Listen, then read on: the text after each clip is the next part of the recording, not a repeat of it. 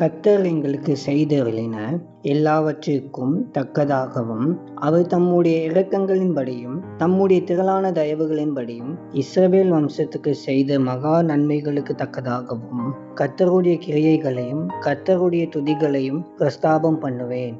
ஏசாயா 63:7.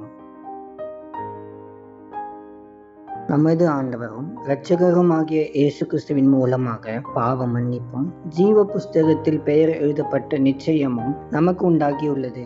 இதற்கு பதிலாக நாம் செய்யக்கூடிய மிகவும் அன்பான காரியம் என்னவென்றால், இயேசு கிறிஸ்துவில் நாம் கொண்டுள்ள இந்த நம்பிக்கையை பற்றி மற்றவர்களிடம் சொல்லுவதாகும். கர்த்தராகிய இயேசு கிறிஸ்து நம்முடைய வாழ்க்கையில் ஏற்படுத்தும் வித்தியாசத்தை மக்கள் காணும் போது அது அவர்களுடைய வாழ்க்கையிலும் ஒரு பெரிய தாக்கத்தை ஏற்படுத்தும்.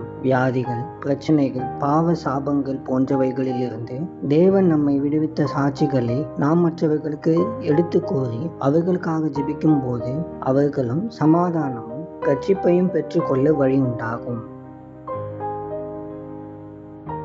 அன்பின் பரலோக தகப்பனே, இந்த நல்ல நாளுக்காக நன்றி செலுத்துகிறோம். கர்த்தாவே, நீர் எங்களை ஆசீர்வதித்து உயர்த்தி மகிழ்வதற்காக உம்மை துதிக்கிறோம். ஆண்டவரே, நாங்கள் மற்ற மக்களிடம் உம்மை பற்றியும் நீர் எங்களுக்கு செய்த எல்லா நன்மைகளையும் சந்தோஷமாக சொல்ல எங்களுக்கு நல்ல உணர்வையும் தைரியத்தையும் தாரும். இந்த நாளின் தேவைகளை சந்தியும். நல்ல உடல் சுகம் தந்து வழிநடத்தும். இயேசுவின் மூலம் ஜெபிக்கிறோம் பிதாவே. ஆமேன்.